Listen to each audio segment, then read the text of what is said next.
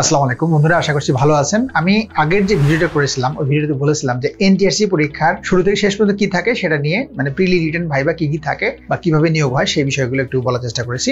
এখন আমি যে ভিডিওটা করবো এটি খুবই ইম্পর্টেন্ট, সেটা হচ্ছে এনটিআরসি পরীক্ষায় প্রথমবারে কিভাবে আপনি রেজিস্টার্ড ভুক্ত হবেন, মানে সার্টিফিকেটধারী হবেন, মানে আপনি চাকরিটা কনফার্ম করবেন কিভাবে প্রথমবারে, সেটা নিয়ে কথা বলবো। এই ভিডিওটা যারা একেবারে নতুন বা ফ্রেশার্স, যারা প্রথমবার এনটিআরসি পরীক্ষার মাধ্যমে বা শিক্ষক নিবন্ধন পরীক্ষার মাধ্যমে শিক্ষকতা পেশায় আসতে যাচ্ছেন তাদের জন্য এই ভিডিওটি খুবই কাজে লাগবে। এই ভিডিওর শুরুর আগে আপনাকে এনটিআরসি পরীক্ষা পদ্ধতি সম্পর্কে শুরু থেকে শেষ পর্যন্ত একটু আমরা স্ক্রিনে দেখে নিই।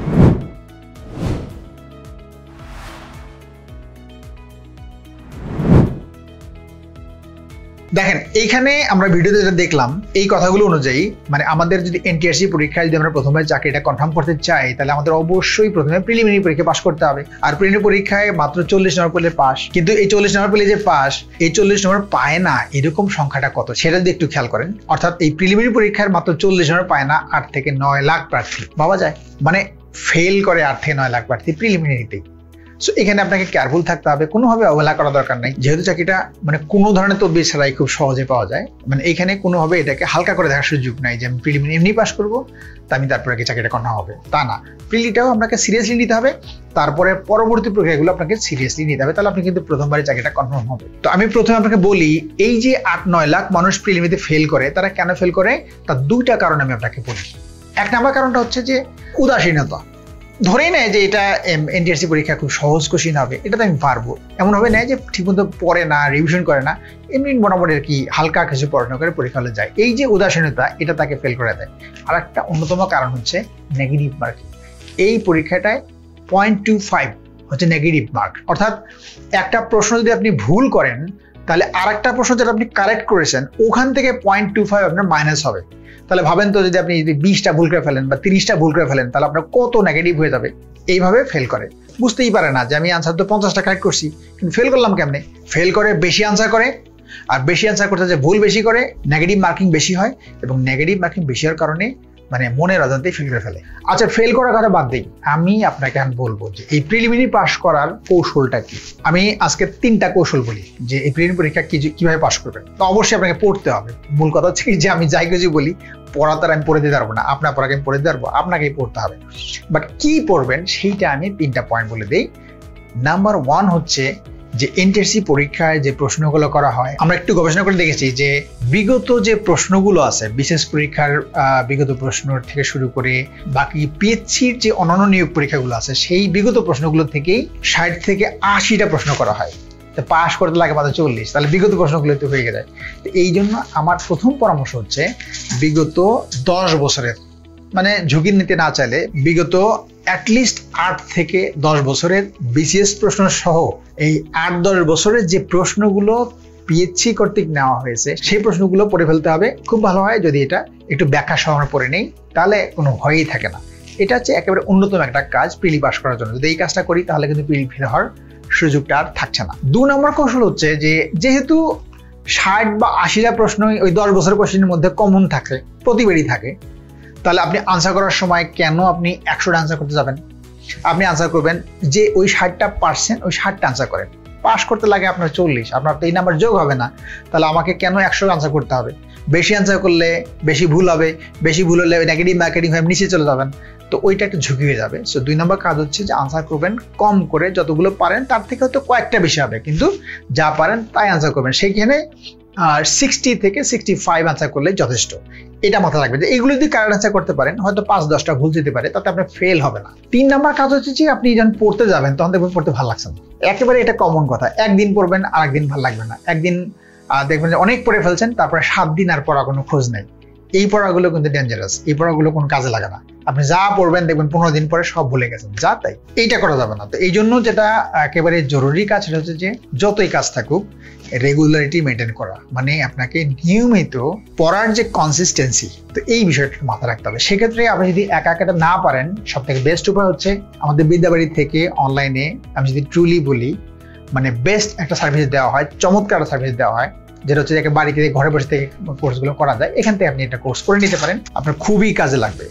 আচ্ছা, এখন আপনি ধরে নেন যে আপনি যেভাবে হোক, একা পড়ে হোক বা বিদ্যাবাড়িতে আপনি কোর্সটা করেই হোক, আপনি প্রিলিমিনারি পরীক্ষায় পাশ করলেন বা পাশ করবেন, আপনি ধরে নিলেন। তাহলে আপনি কি করবেন? পরে আপনার চ্যালেঞ্জটা কোথায়? এই চাকরির পর মূল চ্যালেঞ্জটা হচ্ছে লিখিত পরীক্ষায়। লিখিত পরীক্ষা আপনার নিজের সাবজেক্টেই হবে, তো ওই সাবজেক্ট থেকেই আপনাকে ভালো করতে হবে। কিন্তু প্রবলেম হচ্ছে আপনার সাবজেক্টে কারা কারা পরীক্ষা দিচ্ছে আপনি কি এটা জানেন? জানেন না।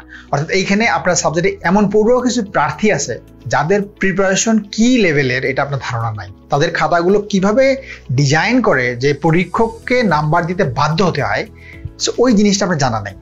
তো সেক্ষেত্রে কিন্তু আপনি পিছিয়ে যাবেন, অর্থাৎ মেইন যে পরীক্ষা সেখানে আপনি ভালো করতে পারবেন না।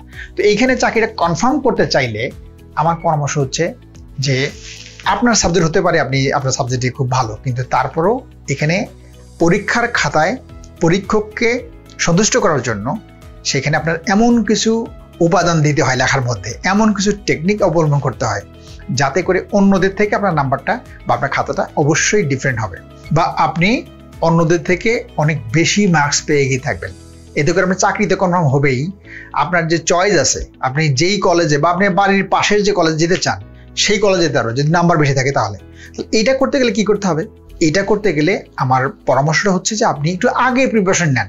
অর্থাৎ প্রিলি পাস করব, তারপরে হাতে সময় থাকবে 2 মাস, ওই 2 মাসের মধ্যে নাকে মুখে প্রস্তুতি নিব, এটা যেন না হয়। ধরে নিতে হবে যে আমি প্রিলি অবশ্যই পাস করব। তাহলে আমার কাজ কি? আমি যদি প্রিলি পাস করি অবশ্যই, তাহলে আমার কাজটা হচ্ছে রিটেনে আমার ভালো করলেই তো আমি চাকরিটা কনফার্ম করতেছি। তাহলে আমাকে যেটা করতে হবে সেটা হচ্ছে প্রিলি পাস করার আগেই, প্রিলি তো পড়বই কিন্তু লিখিতটাও আমি এর মধ্যে থেকে সমস্ত নোটস, সাজেশন, মোটামুটি আর কি পড়াশোনার 70 to 80% এই লিখিত পড়াশোনা এটা আমি আগেই কমপ্লিট করে রাখবো। যদি আমি এই কাজটা করতে পারি, অবভিয়াসলি আপনি অন্যদের থেকে অনেক গুণ এগিয়ে যাবেন, এবং এই কাজটা আপনার করতে হবে। আর সেই কাজটা করার জন্য আমি আপনাকে অবশ্যই পরামর্শ দিব যে আপনি নিজ সাবজেক্ট হতে পারে, কিন্তু আপনি তারপরও আপনি আমাদের বিদ্যাবাড়িতে লিখিত একটা কোর্স করবেন। বিকজ লিখিত কোর্সের আপনার সাবজেক্টে যিনি ক্লাস নিচ্ছেন, আপনার সাবজেক্টে এমন একজন এখানে ক্লাস নিচ্ছেন যিনি আপনার এই সাবজেক্টটাকে কোন কোন প্রশ্নগুলো করা হয়, কিভাবে এটা উত্তর করতে হবে, খাতা কিভাবে ডিজাইন করতে হবে, খাতায় কিভাবে মেইন পয়েন্টসগুলো দিতে হবে, কোন পয়েন্টসগুলো আপনার নাম্বারগুলো অন্যদের পার্থক্য হবে, এরকম বিভিন্ন ধরনের হ্যান্ড নোটস বা টিপস, ট্রিক্স, এগুলো আগের থেকেই তার সাজানো আছে। তার যে একটা লং এক্সপিরিয়েন্স, সেই এক্সপিরিয়েন্স থেকে এগুলো আপনাকে হ্যান্ড ওভার করে দিবে। আপনি যেই কাজটা একা একা করতে আপনার অনেক সময় লাগতো, সেটা উনি আপনাকে সহজে আগের থেকে গুছিয়ে দিবে। যে কারণে আমরা কি হবে যে একটা গোছানো জিনিস আর ওর সাথে আপনি আরো কিছু জিনিস যুক্ত করবেন। অর্থাৎ ওই নোট বা ওই স্যারের যে পড়ানো সব তো আপনাকে এগিয়ে দিচ্ছে, কিন্তু তারপরে ওই জায়গার উপরেও আপনি কিছু জিনিস অ্যাড করে নেবেন। এতে আপনি দেখবেন যে আপনার প্রিপারেশনটা এক্সট্রা লেভেলে রয়ে গেছে, আপনার প্রিপারেশনটা অন্য লেভেলে চলে গেছে। আপনি দেখবেন যে অন্যদের থেকে অনেক ভালো একটা প্রস্তুতি নিয়ে আপনি আগেতে আসেন, আপনার দেখবেন অনেক সাহস লাগতেছে, কেউ পারবে না, অন্তত আমার এই চাকরিটা কনফার্ম হবে। আচ্ছা, এই লিখিত পরীক্ষাটা বিষয় বলে নেই, সেটা যে স্কুল পর্যায়ে 60+ নাম্বার তুলতে হয়, আর কলেজ পর্যায়ে 55+ নাম্বারগুলো তুললেই একটা মানে পাশের একটা সুযোগ থাকে। কিন্তু এই নাম্বার দিয়ে 60+ স্কুল পর্যায়ে আর কলেজ পর্যায়ে 55+ নাম্বার দিয়ে আপনি কিন্তু কম্পিটিশনে ওই যে মেধা তালিকা যে উপরে থাকে এটা আপনার হবে না। অর্থাৎ এই নাম্বারের থেকে আরো অনেক বেশি উপরে আপনার পেতে হবে। সেই অনেক বেশি কত পেলে আপনার মেধা তালিকায় থাকবেন এটা ডিপেন্ড করে যে ওইবার আপনার সাথে যারা পরীক্ষা দিচ্ছে তারা তাদের খাতায় তারা কিভাবে উপস্থাপন করেছে, আপনি ভালো করেছেন নাকি আপনার থেকে আরো ফার বেটার কিছু উপস্থাপন করেছে, সেইটার উপরে কিন্তু ডিপেন্ড করে। এক্ষেত্রে অবশ্যই মাথা রাখবেন যে 80 বা 80+ যদি আপনি করতে পারেন তাহলে আপনার জন্য সেফ। এখানে সাবজেক্ট ভিত্তিক ভ্যারি করতে পারে, কিন্তু তারপরে মাথা রাখবেন যে এখানে আমার সর্বোচ্চ নাম্বার তোলার জন্য একটা খাতায় যত ধরনের টুলস ইউজ করা যায় কোনোটাই আপনি খালি রাখবেন না। তো সেগুলো আপনাকে অবশ্যই যারা অভিজ্ঞ শিক্ষক থাকে বা যারা এনটিএসসি পরীক্ষায় খাতা মূল্যায়ন করে এই স্যাররা যখন আপনার ক্লাস নিবে তখন আপনি দেখবেন যে ওখানে দেখবেন অনেকগুলো জিনিস আপনি জানতেনই না, সেগুলো আপনার অ্যাড হয়ে যাচ্ছে, এটা কাজে লাগবে। আর এখানে একটা জিনিস বলে নেই যে স্কুল 2 পর্যায়ে জুনিয়র শিক্ষক বা ইত্যাদি শিক্ষক পদে যে পদটা আছে ওইখানে লিখিত পরীক্ষায় বাংলায় 50 আর ইংরেজিতে 50 নম্বর সহ মোট 100 নম্বর একটা লিখিত পরীক্ষা হয়। আর এইখানে 65 নম্বর, মানে এখানে গ্রামাটিক্যাল ব্যবহার থাকে, এগুলো আপনার নাম্বারটা বেশি ওঠে। তো এখানে 65+ নাম্বার যদি আপনি পান তাহলে আপনি উত্তীর্ণ হয়ে যাবেন। আর এর থেকে একটু বেশি নাম্বার পাওয়ার চেষ্টা করতে হবে, অর্থাৎ 70+ বা 80, অ্যারাউন্ড 80 এই নাম্বারগুলো পেয়ে চাকরি হবে ইনশাল্লাহ। স্কুল 2 পর্যায়ে কথা বলছি, যেখানে ইন্টারমিডিয়েট পাস করে আবেদন করা যায়। কোথাও যদি কোর্স না করেন, একা যদি পড়তে চান একটু ঝুঁকি হবে, বাট তারপর আমি কিছু পরামর্শ দিই। সেটা হচ্ছে আপনি প্রথমে যে কাজটা করবেন, আপনার সাবজেক্টের লিখিত পরীক্ষার জন্য কিন্তু এনটিআরসি কর্তৃপক্ষের একটা সিলেবাস দেওয়া আছে, সিলেবাস করে দেওয়া আছে। আপনি সিলেবাসটা অবশ্যই সংগ্রহ করবেন। সিলেবাস সংগ্রহ করলে দেখবেন যে সেখানে আপনার সব দুনিয়ার আপনার সবকিছু পড়তে হবে না, বাছাইকৃত টপিকগুলো আছে, টপিকগুলো আপনি পড়তে হবে। ওই টপিকগুলো পড়বেন আর ওই সিলেবাসে সংগ্রহ করবেন, এটা 1 নাম্বার জিনিস। 2 নাম্বার যে জিনিসটা হবে সেটা হচ্ছে গতবার এবং তার আগের বার আপনার সাবজেক্টের যে লিখিত পরীক্ষা হয়েছে সেই প্রশ্নটা সংগ্রহ করতে হবে, যে কোন ধরনের প্রশ্নগুলো করেছে বা প্রশ্নের ধরন কেমন ছিল, আপনি কিভাবে এটা উত্তর করতেন, বা আপনার এগুলো কমন আছে কিনা। অ্যাকচুয়ালি একটা প্রশ্ন যে কমন থাকবে সরাসরি তা না, আপনাকে কমন বানিয়ে নিতে হবে। প্রশ্ন যেমনই থাকুক, এমন কিছু টুলস, এমন কিছু আপনার নোটস, শর্ট নোটস আপনার কাছে থাকবে যেগুলো পরীক্ষার যে কোনো প্রশ্ন যেভাবেই করুক সেই প্রশ্নের মধ্যে থেকে এই টুলসগুলো আপনি সেখানে অ্যাপ্লাই করবেন। অর্থাৎ আপনি পড়াশোনা করবেন ইস্যু ভিত্তিক, ডিরেক্ট প্রশ্ন কমন পাওয়ার জন্য না। বিগত প্রশ্নগুলো দেখে যেটা মনে করবেন সেটা হচ্ছে যে এই বিগত প্রশ্নগুলো কোন কোন ইস্যু থেকে আসে এবং ওই ইস্যু থেকে প্রশ্নের ধরনটা কেমন থাকে, সেক্ষেত্রে আমি কিভাবে এই প্রশ্নগুলো কিভাবে উপস্থাপন করলে এখান থেকে আমি সর্বোচ্চ মার্কস ক্যারি করবো। এখন এখানে যে ভিডিওটা দেখছেন যারা, তাদের এক একজনের এক একটা সাবজেক্ট, আমি তো সব সাবজেক্ট স্ক্রিনে দেখাতে পারবো না। আজকে শুধু আমি ইংরেজি বিগত প্রশ্ন একটা দেখিয়ে দিচ্ছি আর এর সাথে সিলেবাস, ইংরেজি সিলেবাস আছে, সিলেবাসটা খুব সংক্ষেপে দেখিয়ে দিচ্ছি। স্ক্রিনে যদি আমরা দেখাই যে ইংরেজি বিগত প্রশ্নটা দেখেন, এই প্রশ্ন এবং এর সিলেবাস যদি আমরা দেখি, এই সিলেবাসে দেখবো যে আমরা সিলেবাসে কি কি আছে, একেবারে সংক্ষিপ্ত সিলেবাস, আর তার সাথে একটু যেমন বড় করে সিলেবাসটা দেখি যেগুলো আছে, তার সাথে যে প্রশ্ন যেটা দেয়া আছে বিগত প্রশ্ন, আপনি দেখেন যে প্রশ্ন একেবারে কমন। এই কমন প্রশ্নগুলোই আপনাকে আনকমন ওয়েতে আনসারগুলো সাজাতে হবে, সো দ্যাট আপনি অন্যদের থেকে আপনার খাতাটা একটু ডিফারেন্ট হয়। একটা লিখিত খাতায় কি কি উপস্থাপন করতে হয় তার জন্য আমি 10টা টিপস দিয়ে আরেকটা ভিডিও করে দিচ্ছি, ওই ভিডিওটা পরে দেখে নেবেন যে 10টা টিপস দিব আমি খাতার মধ্যে, একটা খাতায় কিভাবে দিতে হয় সেটার জন্য। বাট একটা খাতাকে সুন্দরভাবে উপস্থাপন করার জন্য শুধু খাতাটাকে ডেকোরেশন করলেই হবে না, সেখানে আপনাকে ইনফরমেশন দিতে হবে, সেখানে আপনাকে নোটস দিতে হবে এবং সেই নোটসগুলো উপস্থাপন করার ধরনটা থাকবে ভিন্ন। পরীক্ষকের চোখে ফেলানোর জন্য ডিফারেন্ট কালারের কালি ইউজ করতে হয়। মানে সব কথার মূলে আমি যে কথাগুলো বলার চেষ্টা করেছি তার মধ্যে থেকে একটি কথা হচ্ছে যে যদি আপনার সম্ভব হয় তাহলে এই মাত্র 1,500 থেকে 2,000 টাকা কোর্স ফি, তো এই 1,500 থেকে 2,000 টাকা কোর্স ফি দিয়ে আপনার সাবজেক্টের যে লিখিত কোর্স যেটা আছে সেই কোর্সটা অ্যাডভান্স যদি এখন আমাদের যে বিদ্যাবাড়িতে কোর্সগুলো ভর্তি চলছে এখানে আপনি করে নেন, তাহলে আপনি কিন্তু অন্যদের থেকে অনেক বেশি এগিয়ে থাকবেন। অর্থাৎ যারা পরে কোর্স করবে তারা হয়তো পরীক্ষার আগে করবে, 2 মাস আগে করবে বা 1.5 মাস আগে করবে, আপনি এই যে আগে থেকে করবেন, আপনার নোটস, আপনার যে প্রিপারেশন অবভিয়াসলি অন্যদের থেকে অনেক গুণ এগিয়ে থাকবে। যখন তারা কেবল শুরু করবে তখন আপনার এটা কয়েকবার রিভিশন হয়ে যাবে, সো আপনি নিশ্চিন্তে আপনি অন্যদের থেকে এগিয়ে থাকতে পারবেন। আমার পরামর্শ হচ্ছে যে প্রথমবারেই চাকরিটা কনফার্ম করার জন্য আপনি প্রিলিম পরীক্ষা যেমন গুরুত্ব সহকারে দিবেন, লিখিত পরীক্ষাটাও অবশ্যই সর্বোচ্চ গুরুত্ব সহকারে দিবেন, তাহলে আপনার এই চাকরিটা অন্ততপক্ষে হাতছাড়া হবে না। তাহলে বন্ধুরা আমরা দেখলাম যে প্রিলিমিনারি পাস করার ব্যাপারটা বললাম, যেটা বলছি সেটা শুনবেন। আর লিখিত পরীক্ষায় আমি খাতায় যে উপস্থাপনা 10টা কৌশল, সেই 10টা কৌশল বলে দিব, বাকি লিখিত পরীক্ষার প্রস্তুতি সম্পূর্ণ আপনার হাতে। অ্যাডভান্স প্রস্তুতি নিলে ভালো হবে, এই পরামর্শটা আমার মাথায় রাখবেন। এই লিখিত পরীক্ষায় ভালো করলে আপনাকে অবশ্যই ভাইভা ফেস করতে হবে। ভাইভা আমরা জানি যে 20 নম্বর থাকে, 20 নম্বরের মধ্যে থেকে 12 নম্বরে থাকে সার্টিফিকেটের উপরে, আর বাকি মাত্র 8 নম্বর আপনার প্রেজেন্টেশনের উপরে থাকে। এই প্রেজেন্টেশনের মধ্যে এই 8 নম্বরের মধ্যে আপনি ড্রেস কিরকম পরলেন সেটা একটা ফ্যাক্টর থাকে, আপনি কথা বলেন কিভাবে, শুদ্ধ করে কথা বলেন কিনা, কারণ টিচার মানুষ, তার তো শুদ্ধ করে কথা বলতে হবে, এই বিষয়গুলো জানতে হবে। আপনার মাথার চুল থেকে শুরু করে আপনার ড্রেস, আপনার কথা বলার ধরন, এগুলো বেসিক যে ম্যানার বা নিজ জেলা সম্পর্কে টুকটাক যে নলেজ, এই বিষয়গুলো জানলেও কিন্তু ভাইভা পরীক্ষায় ফেল করার আসলে কোনো সুযোগ নাই, ফেল করার কোনো উপায় নাই। ফেল তারপরেও কিছু ফেল করে না তা না, ফেল করে। এই পরীক্ষাগুলোতে ফেল করার একটা বিশেষ কারণ হতে পারে যে সেখানে বোর্ডের মধ্যে এমন কোনো আচরণ, যে আচরণগুলো আসলে বোর্ড পছন্দ করে নাই, এরকম কোনো কারণে ফেল হতে পারে।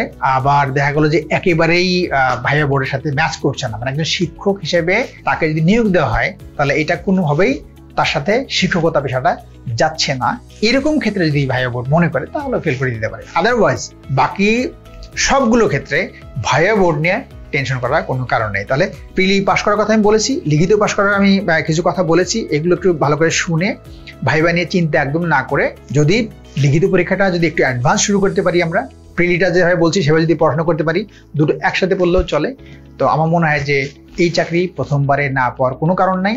যখনই লিখিত পরীক্ষা পাস করবেন, ভাইভা পরীক্ষা পাস করবেন, তারপরে আপনার একটা সনদ হবে, সার্টিফিকেট হয়ে যাবে বা আপনি রেজিস্টার্ড হয়ে যাবেন। যেমন আগে একটা ছিল গণবিজ্ঞপ্তির জন্য ওয়েট করতে হইতো, কিন্তু খুবই আশার কথা হচ্ছে যে 6ষ্ঠ গণবিজ্ঞপ্তির পরে 7ম গণবিজ্ঞপ্তি যেটা হওয়ার কথা ছিল সেইটা আর হচ্ছে না। এখন থেকে যে নিয়োগ বিজ্ঞপ্তি যেটা করা হবে, এই যে 19তম যে নিয়োগ বিজ্ঞপ্তি যেটা আসবে, এই নিয়োগ বিজ্ঞপ্তিতেই আপনার অটোমেটিক্যালি আপনি যে লিখিত পরীক্ষার মার্কস পেয়েছেন সেইটার যে মেধা লিখিত পরীক্ষার যে মার্কস অনুযায়ী আপনার যে মেধা স্কোর, মানে যেই পরিমাণ মার্কস পেয়েছেন সেই মার্কস অনুযায়ী আপনার যে মেধা স্কোর হবে, সেই মেরিট লিস্ট অনুযায়ী আপনার সরাসরি নিয়োগ হবে। এটা একটা দারুণ খবর। তার সাথে আরেকটা দারুণ খবর আমি আগের ভিডিওতে করেছি, সেটা হচ্ছে যে বয়সের যে ব্যাপারটা, যেই দিন আপনি আবেদন করলেন সেই দিনও যদি আপনার 35 বছর হওয়ার থেকে একদিন আগে আপনি বয়স পেয়ে যান, মানে ওই আবেদন ডেটটা যদি পেয়ে যান, তাহলে আপনার কাজ হয়ে গেছে, যেটা আগে ছিল না। আগে ছিল কি, যেদিন আপনার গণবিজ্ঞপ্তি প্রকাশ হবে সেই দিন যদি আপনার বয়স থাকে, ওই বয়স অনুযায়ী আপনাকে নিয়োগ দেওয়া হতো। এতে করে কি হতো, সে হয়তো আবেদন করেছে 34 বছর বয়সে, কিন্তু গণবিজ্ঞপ্তির সময় যখন সে জয়েন করবে তখন তার বয়স 36 হয়ে গেছে, সে আর এটা জয়েন করতে পারতো না। এইটা এখন চেঞ্জ হয়ে গেছে।